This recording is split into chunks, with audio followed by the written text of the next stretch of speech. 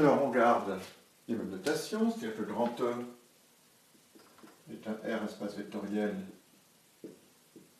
de dimension n.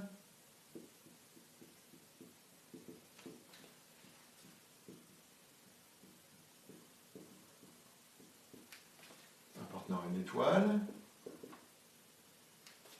B, c'est U1EN, une base de grand E. Et puis si F, le grand E dans le grand E est linéaire, on note M de F, sa matrice dans la base B. En définition,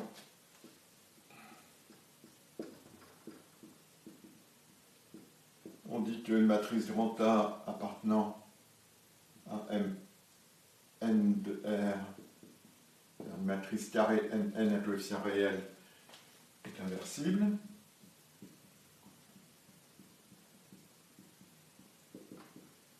S'il existe A' appartenant à Mn de R, tel que A' égale à prime A égale IN. Alors l'M, si le grand A est inversible,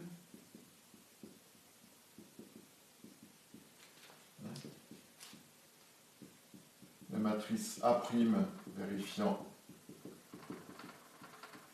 à cette condition de l'appeler étoile est unique. On la note A-1,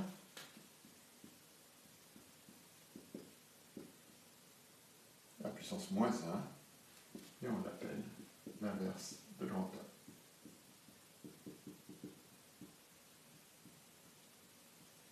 En démonstration, supposons qu'on ait deux matrices qui vérifient ça, B et C.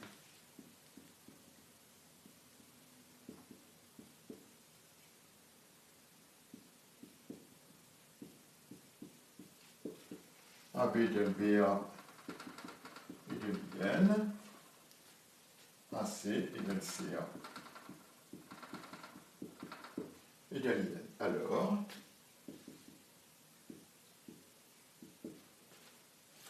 B est égal à B fois IN. Bien entendu.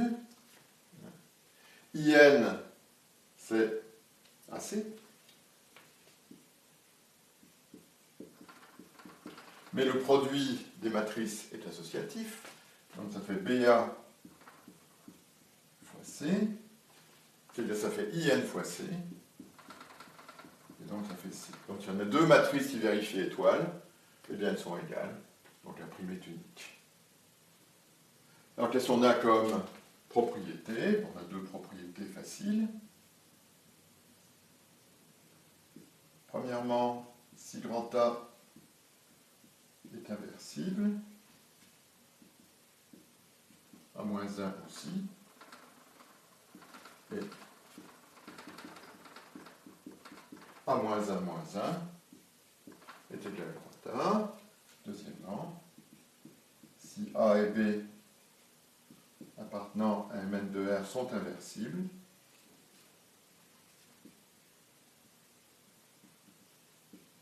AB aussi, et AB-1 est égal à B-1 à moins 1.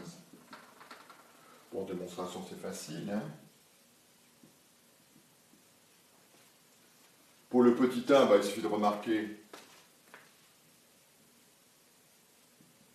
que A-1 A est égal à A-1 est égal à IN. Donc, A-1 est inversible. Et admet comme inverse grand A.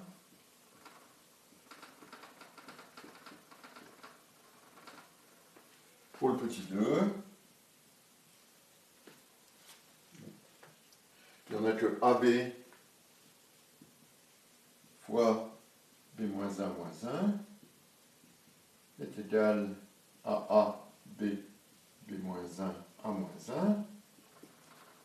Je supprime les parenthèses puisque c'est associatif. Hein. B, B moins 1, ça fait IN, donc ça fait A, IN, B moins, A moins 1. Ça fait A, A moins 1. Ça fait IN, et B moins 1, A moins 1 fois B est égal à B moins 1, A moins 1, A, B, ce qui fait B moins 1, IN, B, puisque ça vaut IN,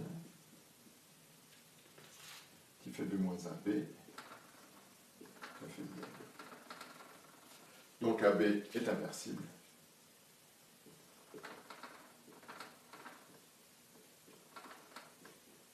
Et AB moins 1 est égal à B moins 1 moins 1.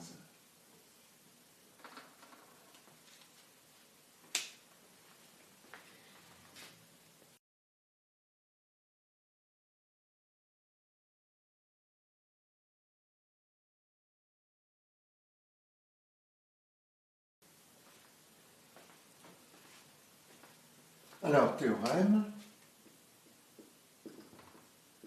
Considérons F une application, un endomorphisme de grand E, F appartenant à L de E. On a équivalence de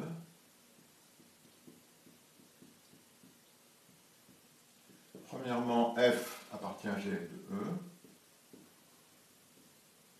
Et deuxièmement, la matrice de F dans la base E est inversible.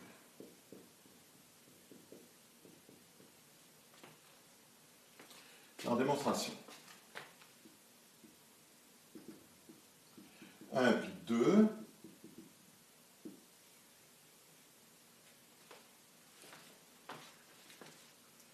Alors, supposons que F appartient à GL de E.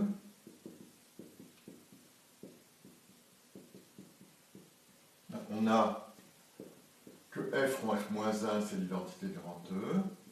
Et F-1 rond F est égal à l'identité de grand E. Soit en prenant les matrices.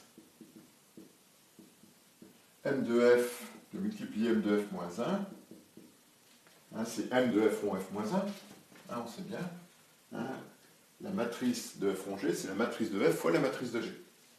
Donc, la matrice de F, c'est la matrice de l'identité de grand E, c'est IN. Et M de F moins 1, M de F, c'est encore la matrice de l'identité de grand E. Donc, c'est IN. Ce qui montre que donc M de F est inversible.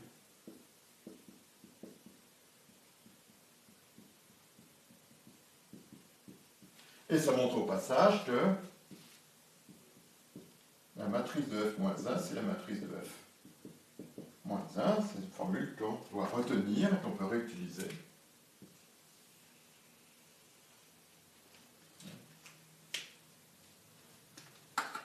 En 2 implique 1, bon, c'est similaire. Hein.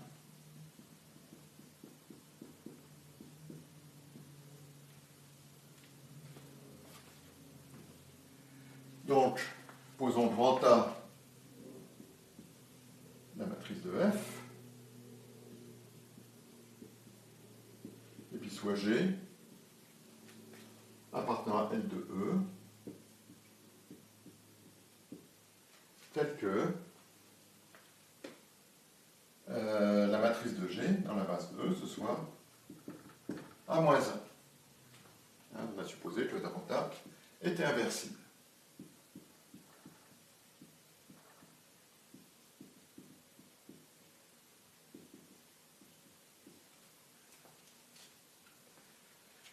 Donc, qu'est-ce qu'on a?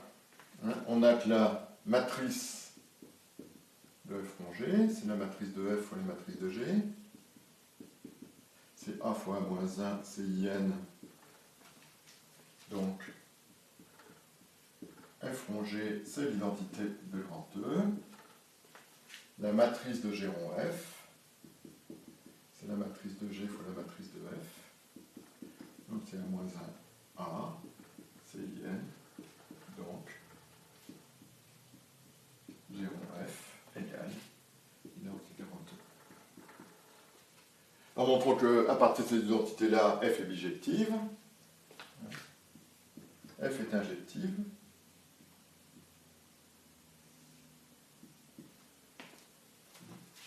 Eh bien, si f de x est égal à f de x',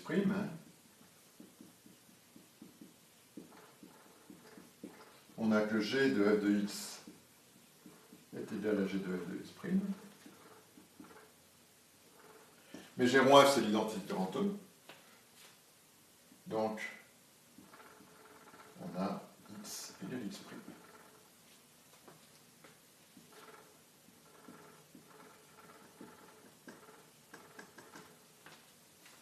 Si y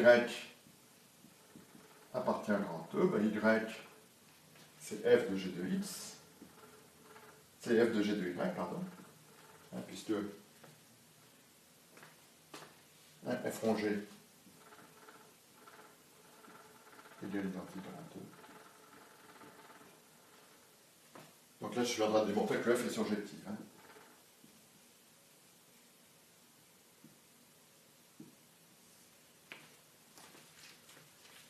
Donc y est égal à g de x avec x est égal à f de x, pardon.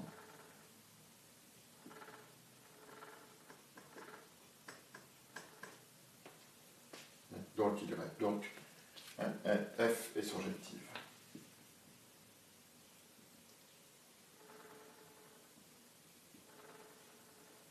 Donc en tout, f est bijective.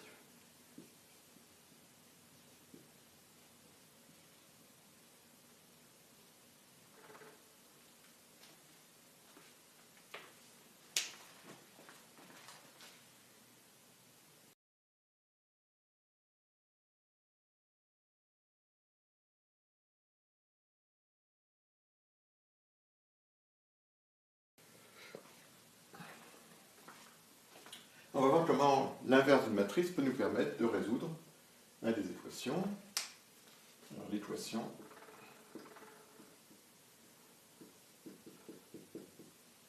AX égale B. Leur théorème.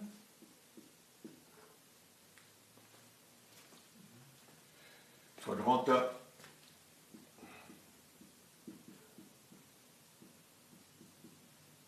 appartenant à Mn de R inversible, soit grand B, le vecteur colonne A et ligne. Alors, il existe un unique vecteur colonne A et ligne, x appartenant à Mn1 de R, tel que x égale B.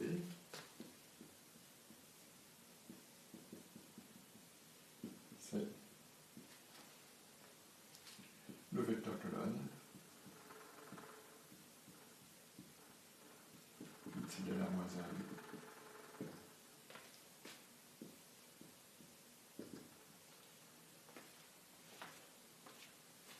Démonstration. Ben, il convient,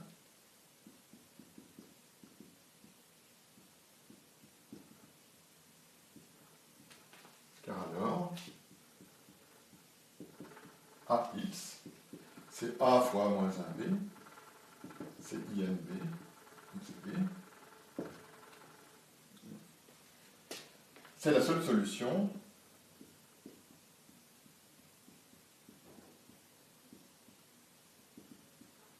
car AX égale B implique que A moins 1 fois AX est égal à A moins 1B, ce qui implique donc que IN fois X est égal à A moins 1B, ce qui implique que X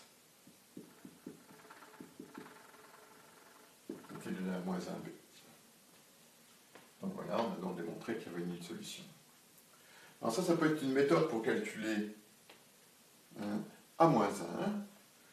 C'est de prendre pour B un vecteur quelconque, petit b1, petit bn, de résoudre le système AX égale B aux inconnus les coordonnées de grand X, c'est-à-dire x1, xn, et d'en déduire,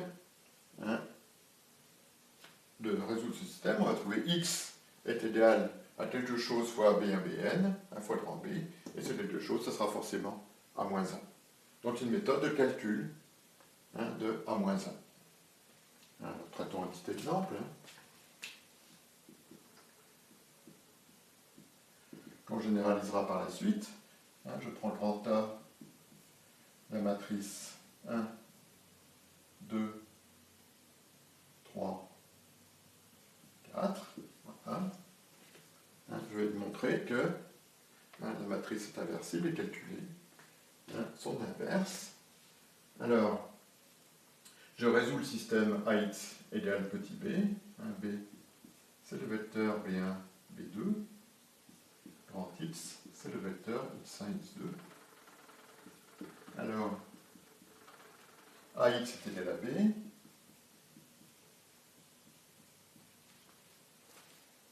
Ça va être équivalent à 1, 2, 3, 4 fois B1, B2 est égal à X1, X2.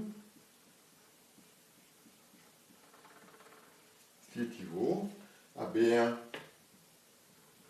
plus 2B2 égale X1, 3B1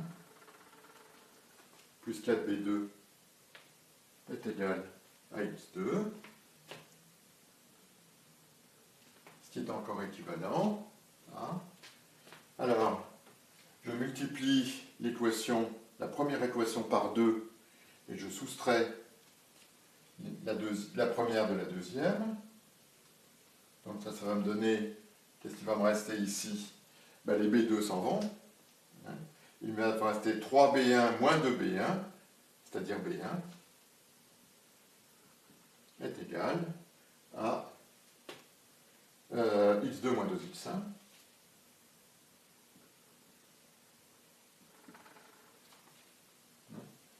Et pour calculer B2, je prends la première équation, je la multiplie par 3 et je soustrais.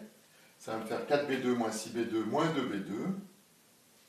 Moins 2B2 est égal à X2 moins 3X1.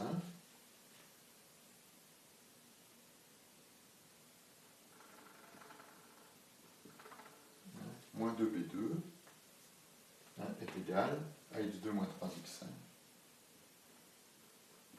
Donc, ce qui équivaut encore à B1 égale X2 moins 2X1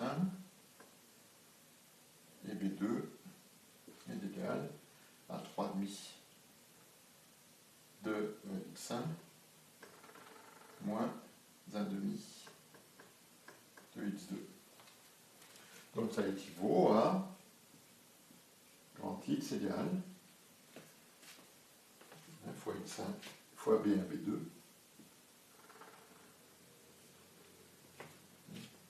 moins 2 et puis 1 3,5 et moins 1,5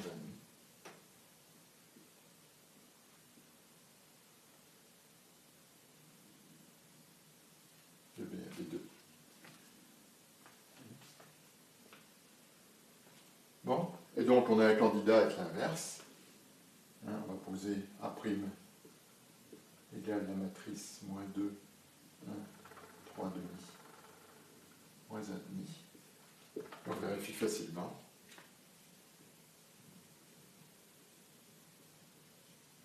Que A' est égal à A', est égal à I2. Donc vous voyez comment la résolution d'un système peut permettre de calculer A-1.